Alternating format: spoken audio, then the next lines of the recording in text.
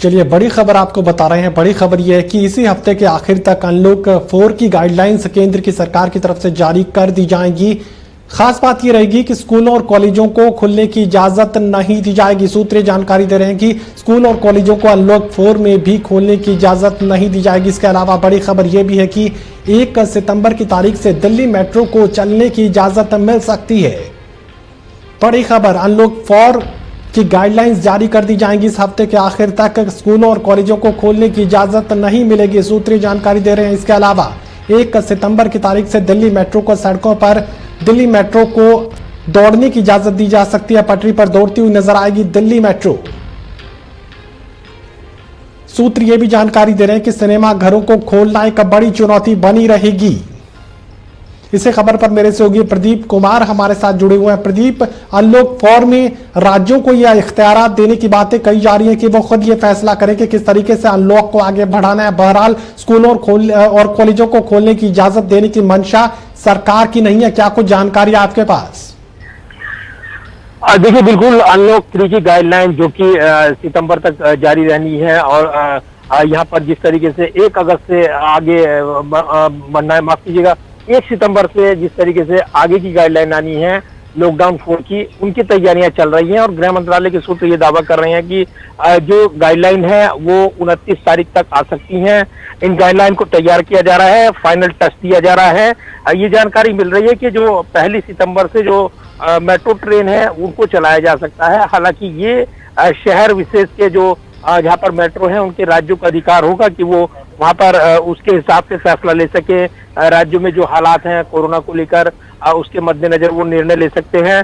तो ये भी कहा जा रहा है कि जो स्कूल कॉलेज हैं वो अभी फिलहाल नहीं खुलेंगे। इसी के साथ ये भी कहा जा रहा है कि जो जानकारी मिल रही है कि जो सिनेमा घर हैं जिनको लेकर पिछली बार भी चर्चा थी अनलॉक 3 की गाइडलाइन में भी कि उनको खोला जा सकता है, लेकिन ऐसा नहीं हो पाया क्योंकि सिनेमा घर में खोलने में बड़ी दिक्कत यह है कि वहां पर सोशल डिस्टेंसिंग कैसे पूरी होगी, वो मानक कैसे लागू किए जाएंगे जो हेल्थ से जुड़े हुए हैं।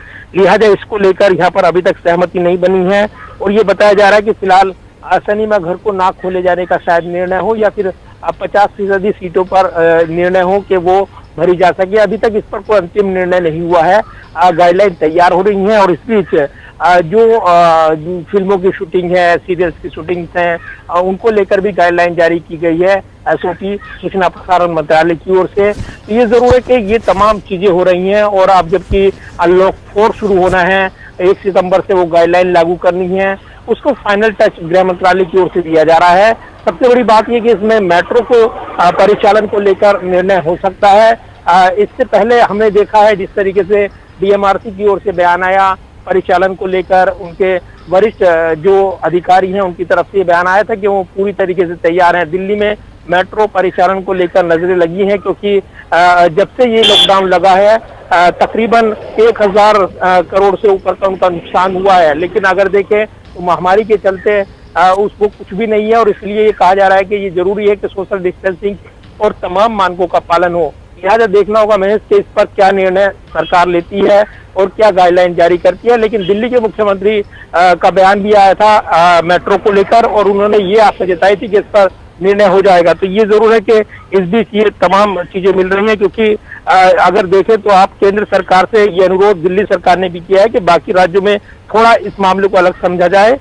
यहाँ पर कोरोना की स्थिति ठीक हुई है, यानी मेट्रो राज्य में यहाँ पर चले, इसको लेकर दिल्ली सरकार भी चाहती है और चरणबद्ध तरीके से मेट्रो को चलाने की अनुमति वो चाह रहे हैं। तो ये देखना होगा कि क्या राज्यों पर ये छोड़ दिया जाएगा अधिकार, तब दिल्ली सरकार को अधिकार मिल जाएगा और वो मेट्रो चला पाएंगे, परिचालन शुरू कर पाएंगे। जी,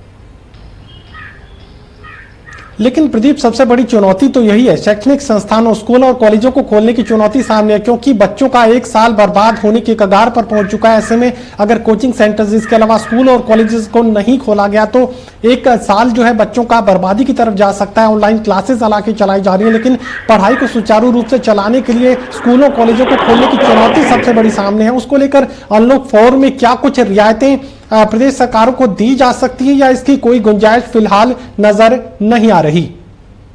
देखिए, बिल्कुल इसमें अभी तक कोई संकेत नहीं मिले हैं स्कूल कॉलेज को खोलने को लेकर क्या निर्णय होगा क्योंकि बच्चों के सेहत से जुड़ा ये मसला है। और जिस तरीके से खबर आई अमेरिका से भी वहां पर स्कूल खोले गए और वहां से रिपोर्ट आई कि संक्रमित हो गए तो ऐसे में ये चुनौती बनी हुई है और कोई भी अभिभावक तैयार नहीं है फिलहाल अपने बच्चों को स्कूल में भेजने का वो जोखिम उठाए।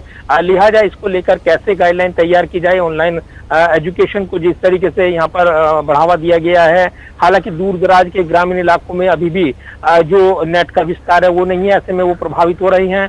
तो ऐसे में वो जरूर कहा जा रहा है कि वहां पर ऐसे इलाकों में खोलने की अनुमति दी जाए शैक्षणिक संस्थानों को जहां पर कोरोना संक्रमण के मामले नहीं है और सोशल डिस्टेंसिंग का पालन हो सकता है। तो अभी इस पर अलग अलग सुझाव आए हैं, इस पर अंतिम निर्णय होना है, एसओपी जारी होनी है। और इस बार ये भी कहा जा रहा है कि इस बार केवल जो जिन चीजों पर प्रतिबंध रहेगा उनकी ही गाइडलाइन जारी की जाएगी, बाकी चीजों को खुला माना जाए, उनको प्रतिबंध के दायरे में न ला जाए, ये कहा जाएगा। इससे पहले हमने देखा है अनलॉक 3 की गाइडलाइन में। इस पूरी जानकारी के लिए आपका शुक्रिया प्रदीप।